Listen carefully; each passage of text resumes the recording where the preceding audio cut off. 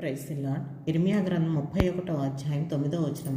వారు ఏడ్చుచూ వచ్చెదరు, వారు నన్ను ప్రార్థించుచుండగా నేను వారిని నడిపించుదును.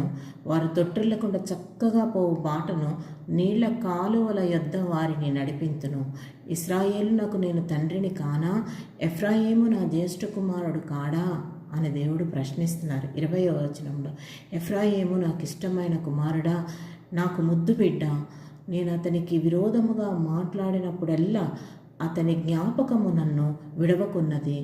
అతన్ని గూర్చి నా కడుపులో చాలా వేదనగానున్నది.